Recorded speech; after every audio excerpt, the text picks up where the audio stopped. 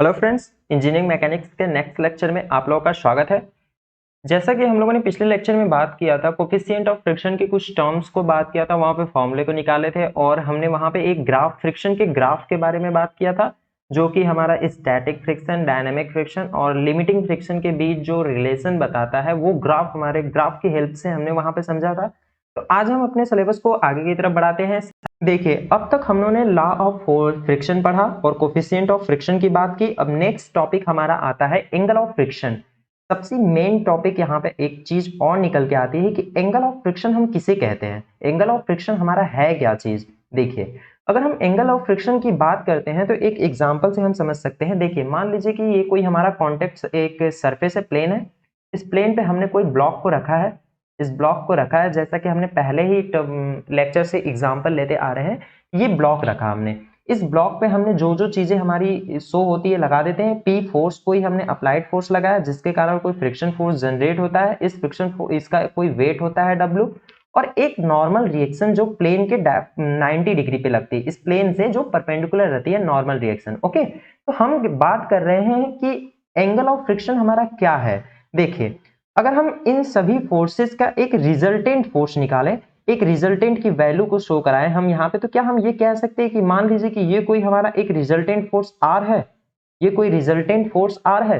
तो देखिए, normal reaction और रिजल्टेंट फोर्स के बीच में जो हमारा एंगल बनता है ना, ये जो नॉर्मल रिएक्शन और रिजल्टेंट फोर्स के बीच में एंगल बन रहा है, मान लीजिए ये कोई एंगल हमारा थीटा बन ले लेते हैं, ये कोई एंगल थीटा बन रहा है। तो इस थीटा एंगल को ही हम एंगल ऑफ फ्रिक्शन कहते हैं। ओके, क्या कहते हैं? एंगल ऑफ फ्रिक्शन कौन सा फ्रिक्शन एंगल होता है? नॉर्मल रिएक्शन और रिजल्टेंट फोर्स के बीच में जो हमारा एंगल बनता है उसे हम कहते हैं एंगल ऑफ फ्रिक्शन। ओके, देखिए, अगर हम इसकी डिफिनेशन को लिखना चाहें तो एंगल ऑफ फ्रिक्शन क्या है? Normal reaction N and angle of friction, एक minute, normal reaction N and resultant force R के बीच में जो एंगल बन रहा है, जो एंगल हमारा बन रहा है ना, उसी को हम कहते हैं एंगल ऑफ फ्रिक्शन। ओके, अब देखिए, अब रिजल्टेंट फोर्स कहां से आया। देखिए, हमने पहला चैप्टर में पढ़ा था कि अगर किसी बॉडी पे कोई फोर्स लग रहे हैं तो उसका एक रिजल्टेंट फोर्स शो होता है। ओके, एक रिजल्टेंट फोर्स आना ही आना है। तो क्या हम यहाँ पे रिजल्टेंट फोर्स नहीं निकाल सकते हैं? देखिए, एक हमारा ये नॉर्मल रिएक्शन लग रहा है, एक इसका वेट है कोई, और एक ये पी फोर्स अप्लाइड फोर्स है, और उसके कारण एक फ्रिक्शन फोर्स है। फ्रिक्शन भी तो हमारा एक फ्रिक्शन फोर्स ही तो है, तो इसके कारण भी हमारा एक नॉर्मल रिएक्शन जनरेट होगा, और यही नॉर्मल रिएक्शन और एक रिजल्टेंट फोर्स जनरेट होगा। मतलब एक रिजल्टेंट फोर्स लगेगा, और इसी रिजल्टेंट फोर्स और एक नॉर्मल रिएक्शन के बीच में जो हमारा एंगल बन रहा है उसी को हम एंगल ऑफ फ्रिक्शन कहते हैं। आइए कुछ टर्म्स को इसमें देखते हैं कि क्या है। देखिए, यहाँ पे अगर हम इस बॉडी को लेते हैं, इस बॉडी को अब बाहर निकालते हैं, तो देखिए यहाँ पे ये हमारा नॉर्मल रिएक्शन एन लग रहा है और कोई एक फ्रिक्शन फोर्स एफ लग रहा है। ओके, इस फ्रिक्शन फोर्स और यहाँ से एक रिजल्टेंट आर लग रहा है। अगर यहाँ पर ये अल्फा एंगल या फिर थीटा एंगल जो हमारा बन रहा है, इस थीटा एंगल से अगर हम इसको यहाँ पे ड्रॉ करते हैं तो देखिए क्या होता है, एक ट्रायंगल मिलके आ रहा है। ये अगर हम कोई ओ पॉइंट ले लेते हैं, यहाँ पे ए जाते हैं और ये बी, तो हम इस कह सकते हैं कि triangle A O B. Okay, इस ट्रायंगल ए ओ बी में अगर हम tan थीटा की वैल्यू निकालते हैं तो हमारा tan थीटा क्या आ जाएगा? ए बी अपॉन ओ ए आ जाएगा। देखिए, ए बी की वैल्यू क्या है? ए बी की वैल्यू भी तो हमारी फ्रिक्शन के बराबर ही है ना, तो हम ए बी को फ्रिक्शन फोर्स लिख सकते हैं एफ, अपॉन ओ ए को हम क्या लिख सकते हैं? ओ ए हमारा कितना है? नॉर्मल रिएक्शन के बराबर है, तो ओ ए को हम नॉर्मल रिएक्शन एन लिख लेते हैं। ओके, अब हम देखिए यहाँ से tan थीटा की वैल्यू निकालते हैं, तो हमने क्या पढ़ा था? फ्रिक्शन फोर्स बराबर हमने पढ़ा था यहाँ पे इक्वल, कि F इक्वल हमारा क्या होता है? Mu into N. यही तो पढ़ा था कि mu equal F upon N, तो F equal mu into N. Okay, अगर हम इस वैल्यू को यहाँ पे पुट करते हैं तो हमारे यहाँ पे tan थीटा बराबर आ जाता है mu into n upon n, normal reaction. अगर ये नॉर्मल रिएक्शन कैंसिल होता है तो हमारा क्या आता है? tan theta equal mu. देखिए, सबसे इंपॉर्टेंट चीज यहाँ पे समझने वाली चीज क्या आती है। देखिए, हमने कहा था कि एंगल ऑफ फ्रिक्शन जो है हमारा, ये जो एंगल ऑफ फ्रिक्शन हमारा बन रहा है थीटा, ये थीटा एंगल ऑफ फ्रिक्शन ही हमारा कोफिशिएंट ऑफ फ्रिक्शन के टेंजेंशियल वैल्यू को शो कर रहा है, मींस कि टेन इनवर्स को शो कर रहा है। इसका क्या मतलब है, अगर हम यहाँ से म्यू की वैल्यू निकालते हैं तो म्यू इक्वल हमारा क्या आ जाएगा, टेन थीटा आ रहा है, और थीटा की वैल्यू अगर हम यहाँ से निकालते हैं तो थीटा बराबर हम टेन इनवर्स म्यू कर सकते हैं। तो मीन्स कि थीटा की वैल्यू हम म्यू के कॉन्सेप्ट में भी लिख सकते हैं, सेम है। अगर थीटा की वैल्यू टेन थीटा की वैल्यू मिनिमम कर दे तो हम ये भी कह सकते हैं कि थीटा इक्वल म्यू, कि कोफिशिएंट ऑफ फ्रिक्शन को हम थीटा एंगल ऑफ फ्रिक्शन से भी दिखा देते हैं। ओके, समझ में आया यहां तक? आइए नेक्स्ट टॉपिक को हम पढ़ते हैं। देखिए इसमें एक टर्म्स और हमने पढ़ा था, यहाँ पर अभी हमने एंगल ऑफ फ्रिक्शन की बात की कि टेन थीटा बराबर म्यू आता है। यहाँ से हम कोफिशिएंट ऑफ फ्रिक्शन और एंगल ऑफ फ्रिक्शन के बीच में एक रिलेशन निकाल लेते हैं। आइए नेक्स्ट अब देखते हैं, एक हमारा आता है angle of repose. Angle of repose ये चीज क्या है? एंगल ऑफ रिपोज हमारा एक बहुत ही इंपॉर्टेंट चीज है। यहाँ पे फ्रिक्शन की अगर बात करते हैं तो एंगल ऑफ रिपोज हमारा बहुत ही इंपॉर्टेंट चीज है। देखिए क्या है ये, अगर हम किसी बॉडी को अभी तक मान लीजिए नॉर्मल, हमने एक एग्जांपल जो लेके चल रहे हैं कि एक प्लेन बॉडी हॉरिजॉन्टल प्लेन है, इस प्लेन पे हमने कोई बॉडी रखी है, इस बॉडी पे हमने कोई सब कुछ किया, पी फोर्स भी लगाया और यहाँ पे एक फ्रिक्शन जनरेट हुआ और एक नॉर्मल रिएक्शन एन है। तो हमने कहा कि नॉर्मल रिएक्शन और रिजल्टेंट फोर्स के बीच में जो एंगल बन रहा था वो हमारा एंगल ऑफ फ्रिक्शन है। तो एंगल ऑफ रिपोज क्या है? मान लीजिए कि इसी बॉडी को हम एक इंक्लाइन प्लेन पे लेते हैं, ठीक है, ये कोई हमारा एक इंक्लाइन प्लेन है, इस इंक्लाइन प्लेन पे हम इस बॉडी को लेते हैं, इस बॉडी को हमने एक इंक्लाइन प्लेन पे लिखा जिसका वेट हमारा W होगा, दूसरी पेन से जिसका वेट W होगा। अब इस पे एक P फोर्स हमने लगाया, चलिए छोड़ दीजिए, हमने इस पे P फोर्स भी नहीं लगाया, ओके, हमने इसे फ्रीली ऐसे ही रख दिया है, इस प्लेन पे हमने फ्रीली इसे रख दिया है, ओके। तो क्या यहाँ पे देखिए एंगल ऑफ रिपोज का मतलब क्या है? देखिए हमने एक प्लेन लिया, इस प्लेन मान लीजिए कि ये हॉरिजॉन्टल प्लेन पहले था जिसपे कि हमने बॉडी रखी थी, ओके, ये बॉडी मान लीजिए कि हमने इस हॉरिजॉन्टल प्लेन पे अभी रखा हूं, अभी इससे इस डायग्राम से हम इस डायग्राम की तरफ बढ़ते हैं, देखिए धीरे धीरे। अब इस प्लेन को हम, जो ये प्लेन है, इस प्लेन को हम धीरे धीरे ऊपर की तरफ उठाते चलते हैं। मान लीजिए कि ये कोई प्लेन अभी ऐसे था, इस पे प्लेन बॉडी रखी गई थी, अब थोड़ी देर बाद हम क्या करते हैं कि इस सिरे को पकड़ के इसको यहीं रखते हैं, इस वाले सिरे को पकड़ के हम ऊपर की तरफ उठाते हैं, एक साइड से इंक्लाइन करते हैं। तो देखिए अभी तक प्लेन हमारा ऐसे था, थोड़ी देर तक और हमने उठाया इसे तो हमारा प्लेन कहाँ पहुंच गया, ये प्लेन पहुंच गया कुछ यहाँ पे, ओके। तो इनके बीच में कुछ हमारा एंगल बन रहा है, इस हॉरिजॉन्टल प्लेन और ये इंक्लाइन प्लेन जो हमने अभी उठाई थी, इसके बीच में कोई एंगल बन रहा है। अब बॉडी हमारी कुछ ऐसे हो जाएगी, ये जो हमने ब्लॉक रखा है ये ब्लॉक हमारा कुछ ऐसे हो जाएगा। तो देखिए एंगल ऑफ रिपोज का मतलब क्या है? एंगल ऑफ रिपोज का मतलब ये है कि जैसे जैसे हम प्लेन को ऊपर की तरफ बढ़ाते हैं और जब तक ये बॉडी हमारी मोशन नहीं करती है, मतलब कि स्लाइड करके नीचे की तरफ फिसलती नहीं है, जैसे ही बॉडी हमारी इंक्लाइन करने पर, मान लीजिए कि हमने ऐसे इंक्लाइन किया, ये इंक्लाइन किया, ये कुछ इंक्लाइन किया, यहां पर भी अभी बॉडी रखा हूं, जैसे ही बॉडी हमारी उठाने पे, प्लेन को उठाने पे मोशन कर देती है, तो उस इंक्लाइन प्लेन और हॉरिजॉन्टल प्लेन के बीच में जो एंगल बनता है वही एंगल हमारा एंगल ऑफ रिपोज कहलाता है। इसका मतलब समझ में आया? देखिए अगर सिंपल वे में हम समझे तो क्या है कि हमने हॉरिजॉन्टल प्लेन पे इस बॉडी को लिया है, हॉरिजॉन्टल प्लेन पे हमने इस बॉडी को रखा है, इस बॉडी को हमने हॉरिजॉन्टल प्लेन के एक सिरे से उठाने की कोशिश कर रहे हैं, मतलब ऊपर की तरफ उठा रहे हैं और दूसरे सिरे को हम यहीं फिक्स कर दिए मान लीजिए, ओके। तो जैसे जैसे हम इस प्लेन को उठाते जा रहे हैं, मान लीजिए कि अभी हमारी बॉडी इस पर है और थोड़ी देर बाद हमने उठा के चेक किया कि क्या यहाँ पे बॉडी हमारी स्लाइड करके नीचे की तरफ आई है, तो अभी भी बॉडी हमारी वैसी की वैसी रखी है, ओके। तो इसके बीच में जो एंगल बना ये एंगल ऑफ रिपोज नहीं कहलाएगा, क्यों? क्योंकि बॉडी हमारी अभी मूव नहीं की है। जैसे ही मान लीजिए हमने थोड़ा सा और इसे उठाया, अगर इसे और थोड़ा सा उठाते हैं तो अब हमारी बॉडी कुछ यहाँ पे आ जाएगी, इस प्लेन पे। जैसे ही बॉडी हमारा मोशन करती है, प्लेन को उठाने पे मोशन जैसे ही कर देती है बॉडी, तो उस मोशन जिस प्लेन पे, जिस एंगल पे मोशन करती है, उस एंगल को हम एंगल ऑफ रिपोज कहते हैं, ओके। देखिए कैसे कह रहे हैं कि ये प्लेन, ये बहुत ही इंपॉर्टेंट चीज समझने वाली है कि एंगल ऑफ फ्रिक्शन और एंगल ऑफ रिपोज में डिफरेंस क्या है हमारा फिर, क्योंकि दोनों चीजों तो हम सेम बता रहे हैं कि रिजल्टेंट फोर्स और नॉर्मल रिएक्शन के बीच लेकिन वो एंगल लग रहा है, ओके।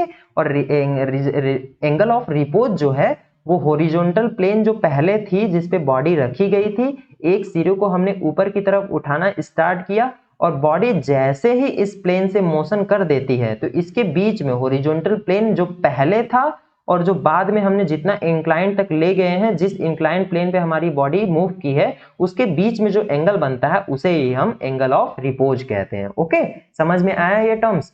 जैसे मान लीजिए हमने कोई एक गुटका लिया है किसी पैड पे, ओके, एक हमारी जो अगर नॉर्मल वे में हम समझे तो मान लीजिए कि हमने एक पैड, जो एग्जाम पैड होता है, उस पैड को लिया, उस पैड को हमने एकदम हॉरिजॉन्टल प्लेन पे रखा है, ओके, क्षैतिज प्लेन पे, उस पे हमने एक कोई पेन रख दी, पेन या फिर कोई रबर इरेजर जो होता है या फिर शॉर्पनर कुछ भी रखा। अब हम उस पैड को धीरे धीरे एक साइड से ऊपर की तरफ उठा रहे हैं, ओके, धीरे धीरे ऊपर की तरफ उठा रहे हैं, लेकिन अभी जो हमारा शॉर्पनर या फिर इरेजर है वो नीचे की तरफ मूव करेगा, बट अभी कर नहीं रहा, वहीं पे रुका है जहां रखा था मैंने। लेकिन एक कंडीशन ऐसी आएगी, धीरे धीरे हमने उठाते चले जा रहे हैं, एक कंडीशन ऐसी आएगी कि वो जो रबर हमारा है ना, वो वहां से फिसलना स्टार्ट करेगा, नीचे की तरफ आएगा। तो जैसे ही जिस एंगल पे रबर हमारा नीचे की तरफ फिसलना स्टार्ट करेगा, वही एंगल उस प्लेन, उस इंक्लाइन प्लेन और हॉरिजॉन्टल प्लेन के बीच का जो एंगल बनेगा वही हमारा एंगल ऑफ रिपोज कहलाता है। ओके, समझ में आया? ये नेक्स्ट देखते हैं, एक चीज हमारी, एक लास्ट पॉइंट इसमें निकल के आता है, वो लास्ट पॉइंट हमारा है वो cone of friction. Cone of friction क्या है? देखिए, कोन ऑफ फ्रिक्शन क्या है, इस पे भी हम बात कर लेते हैं, सबसे लास्ट टॉपिक है। देखिए, हमने क्या कहा था कि हमने एक प्लेन लिया था। देखिए, फ्रिक्शन में नॉर्मल एक प्लेन पे ही बात करते हैं हम, जो हॉरिजॉन्टल प्लेन से ही स्टार्ट करते हैं और इंक्लाइन प्लेन तक जाते हैं। तो जितने भी हम एग्जांपल ले रहे हैं उसे पहले हॉरिजॉन्टल प्लेन पे समझेंगे, फिर उसके बाद हम इंक्लाइन प्लेन पे समझते हैं। ओके, तो देखिए, कोन ऑफ फ्रिक्शन को लेने के लिए भी हम इस प्लेन को हॉरिजॉन्टल प्लेन पे एक ब्लॉक को रख लेते हैं। ये कोई हमारा एक हॉरिजॉन्टल प्लेन है, इस हॉरिजॉन्टल प्लेन पे हमने इस ब्लॉक को रख लिया। ओके, देखिए, इस ब्लॉक को हमने रखते हैं तो अब किसी चीज पे भी बात इस पे मत कीजिए, कुछ भी मत देखिए, क्या यहाँ पे नॉर्मल रिएक्शन कहाँ पे आएगी, बस इतनी बात करते हैं हम इसकी कि नॉर्मल रिएक्शन, इस ब्लॉक अगर कोई हॉरिजॉन्टल प्लेन पे रखा है तो उसकी नॉर्मल रिएक्शन किस डायरेक्शन में और कैसी बनेगी। तो क्या हम ये कह सकते हैं कि इसकी नॉर्मल रिएक्शन जो है इस प्लेन की बिल्कुल परपेंडिकुलर होगी। ये परपेंडिकुलर जो नॉर्मल रिएक्शन है यही नॉर्मल रिएक्शन हमारी होगी। ओके, अगर हम इसी प्लेन को इंक्लाइन रखते हैं, मान लीजिए इसी प्लेन को हमने कोई इंक्लाइन रखा, ओके, इस इंक्लाइन प्लेन पे अगर हम नॉर्मल रिएक्शन की बात करते हैं तो क्या इस प्लेन के ही, तो क्या ये नॉर्मल रिएक्शन अब ऐसे होगा? नहीं, ये नॉर्मल रिएक्शन हमारा ऐसे नहीं होगा। हमारा नॉर्मल रिएक्शन इस इंक्लाइन प्लेन पे इस प्लेन के पैरेलल होगा ना, परपेंडिकुलर होगा ना, क्योंकि हमारी ब्लॉक अब इस प्लेन पे रखी है ना, तो इस प्लेन के परपेंडिकुलर हो जाएगा, तो ये हमारी नॉर्मल रिएक्शन होगी। ठीक है, तो नॉर्मल रिएक्शन समझ में आया कि हम कैसे निकालते हैं। अब देखिए, कोन ऑफ फ्रिक्शन की अगर हम बात करते हैं तो कोन कैसा होता है। देखिए, क्या कोन हमारा इस शेप का होता है? ये कोई हमारा एक कोन है, इस शेप का होता है हमारा कोई कोन। ओके, ये कोई हमारी सरफेस है। ओके, देखिए ध्यान से समझिए, बहुत ही इंपॉर्टेंट चीज, ये समझने वाली चीज है यहाँ पे, तो ध्यान से समझिए। देखिए, कोन ऑफ फ्रिक्शन की कोन ये हमारा बन गया, ठीक है। इस कोन पे अगर हम बात करते हैं तो इनफाइनाइट पॉइंट होंगे, ये सब पॉइंट होंगे यहाँ पे। अब इस पॉइंट की भी हम बात करते हैं कि कौन से पॉइंट होंगे। देखिए, मान लीजिए कोन के ऊपर ये सर्कल होता है, ये सर्कल होता है, इसका कोई सेंटर पॉइंट होता है। ओके, सेंटर पॉइंट होता है, सर्कल होता है, इसके बीच में मान लीजिए इसका कोई ये सेंटर पॉइंट है जो यहाँ पे आ रहा है। ओके, देखिए, और ये सब इनफाइनाइट पॉइंट जो कोन के ऊपर की सर्कल होती है। ओके, ठीक है। देखिए, सबसे इंपॉर्टेंट चीज समझने वाली है कि अगर हम बॉडी को जो है परपेंडिकुलर हॉरिजॉन्टल प्लेन से बिल्कुल हॉरिजॉन्टल प्लेन पे रखते हैं, इसकी नॉर्मल रिएक्शन जो है बिल्कुल सेंटर से ऊपर जा रही है। तो मान लीजिए हम इस बॉडी को यहाँ पे रखते हैं तो इसकी नॉर्मल रिएक्शन को देखते हैं, तो नॉर्मल रिएक्शन इसके सेंटर से ही जाएगी, ये सेंटर पे ही रहेगी, यही नॉर्मल रिएक्शन है। और मान लीजिए कि हम उस बॉडी को इंक्लाइन करते हैं किसी कोन की हेल्प से, मतलब कि देखिए, अगर हम बॉडी को इंक्लाइन कर देते हैं, मान लीजिए यही बॉडी को हम इंक्लाइन करके यहां ला देते हैं। ओके, देखिए एग्जांपल दूसरे पेन से समझते हैं। मान लीजिए कि इसी प्लेन को हम यहां कर देते हैं, तो अब नॉर्मल रिएक्शन क्या हमारी ये पॉइंट को शो हो रहा है। ओके, ये पॉइंट को शो हो रहा है। अब इसी प्लेन को अगर हम बात करते हैं कि मान लीजिए कि ये कोई प्लेन हमारा ये है, ये कोई प्लेन हमारा ये है, ये वाला कोई हमारा प्लेन है, इस प्लेन पे अब हम बॉडी को रखते हैं, तो इस बॉडी को अगर हम रख रहे हैं तो इसकी नॉर्मल रिएक्शन किस साइड को जाएगी। देखिए, इस बॉडी को हम इस प्लेन पे रखते हैं, इसकी नॉर्मल रिएक्शन क्या यहां से फिर ये होगी, यही होगी। तो कोन ऑफ फ्रिक्शन क्या कह रहा है, देखिए कोन ऑफ फ्रिक्शन यही शो कर रहा है कि अगर बॉडी हमारी हॉरिजॉन्टल प्लेन से इंक्लाइंड किसी भी कोन ऑफ फ्रिक्शन के सर्कल पे जाती है तो उसकी नॉर्मल रिएक्शन जो होती है, नॉर्मल रिएक्शन जो होती है इस पॉइंट पे जितने भी पॉइंट होंगे, इस सर्कल पे जितने भी पॉइंट होंगे जो इसके नॉर्मल रिएक्शन को शो करेगा। ओके, अब इसके बीच का सेंटर जो हो रहा है तो ये सेंटर शो कर रहा था कि इसके हॉरिजॉन्टल प्लेन पे जो बॉडी रखी थी इसके सेंटर को शो कर रहा है। वैसे ही हम यहाँ पे इंक्लाइन ले रहे थे तो इस इंक्लाइन प्लेन पे जो प्लेन की नॉर्मल रिएक्शन जो बॉडी की आ रही थी वो शो हो रही है। तो वैसे ही इस कोन के, ये जो कोन है इस कोन पे जो जो नॉर्मल रिएक्शन हमारी शो हो रही है, ये सब नॉर्मल रिएक्शन जो शो हो रही है ना, यही हमारा कोन ऑफ फ्रिक्शन कहलाती है। ठीक है, कि नॉर्मल रिएक्शन से नॉर्मल रिएक्शन उस कोन के जो सर्कल है उस पे नॉर्मल रिएक्शन को शो हो रहा है, इसीलिए हम इसे बोलते हैं कोन ऑफ फ्रिक्शन। ठीक है, समझ में आया। देखिए अगर हम जैसे पैड की वहां पे बात किए तो उस पैड पर अगर हम किसी ब्लॉक को लेते हैं तो ब्लॉक का नॉर्मल रिएक्शन हमारा ऊपर की तरफ होता है। जैसे जैसे पैड को हम इंक्लाइन किसी भी थोड़ा सा भी इंक्लाइन किसी भी डायरेक्शन में लेते हैं तो वो पैड के तो बिल्कुल परपेंडिकुलर ही तो नॉर्मल रिएक्शन लग रही है ना। तो समझ लीजिए कि कोन ऑफ फ्रिक्शन की नॉर्मल रिएक्शन किसी बॉडी पे इनफाइनाइट हम अगर इंक्लाइन लेते हैं तो जैसे कि नॉर्मल रिएक्शन हमारा यहाँ यहाँ यहाँ यहाँ ये जो बन रहा है इस सर्कल पे, जिसके कारण एक कोन जनरेट हो रहा है। ओके, तो वही कोन ही जो होता है वही हमारा आता है कोन ऑफ फ्रिक्शन। ठीक है, तो फ्रिक्शन के सभी टर्म्स को यहाँ पे हमने पढ़ लिया है लगभग। अगर कुछ यहाँ पे छूटता है जैसे फॉर्मूला की डेरिवेशन हुई कि बॉडी अगर हमारी इंक्लाइन प्लेन पे है तो वहां पे हम फ्रिक्शन की वैल्यू कैसे निकालेंगे, तो नेक्स्ट टॉपिक में हम उसके बारे में बात कर लेंगे। जितने भी डेरिवेशन होंगे हमारे इंक्लाइन प्लेन पे या फिर कोई अप्लाइड फोर्स लगा रहे हैं या फिर बॉडी हमारी सेल्फ डाउन तरफ घूम रही है जो एंगल ऑफ फ्रिक्शन के कारण, एंगल ऑफ रिपोज के कारण जो यहाँ पर हमने बात किया था, तो ऐसी कंडीशन आती है। या फिर एप्लीकेशन की बात करें लेडर या सीढ़ी वाला, जो कि हमने सीढ़ी को लगाया तो एप्लीकेशन की बात करते हैं, तो वहां पे हम नेक्स्ट लेक्चर में इन सभी चीजों पे बात करेंगे। आज के लेक्चर के लिए बस इतना ही। प्लीज इस लेक्चर को काफी इंपॉर्टेंट तरीके से देखिएगा, काफी ही कॉन्सेप्चुअल है ये, क्योंकि यहाँ पे कोन ऑफ फ्रिक्शन हमें समझना बहुत ही अलग है। क्योंकि ये देखिए यहाँ पे हम ऐसे समझाना बहुत ही मुश्किल है। अगर यही चीज हमारी लाइव क्लासेस के हिसाब से होती फ्रंट में आके तो वहां पे समझना बिल्कुल सिंपल है, क्योंकि यहाँ पे हम इमेजिन कर सकते हैं बस। अगर हम वहां पे हम रहते तो वहां हम प्रैक्टिकल देख सकते हैं। तो कोशिश हम यही करेंगे कि हम उस प्रैक्टिकल को दिखाएं। तो नेक्स्ट आने वाले समय में हम ऐसे ही करेंगे कि थ्योरी प्लस प्रैक्टिकल चलते रहेंगे। तो आज के लेक्चर के लिए बस इतना ही। अगर वीडियो अच्छी लगी हो तो प्लीज चैनल को सब्सक्राइब करें और हमारे साथ बने रहें। Thank you.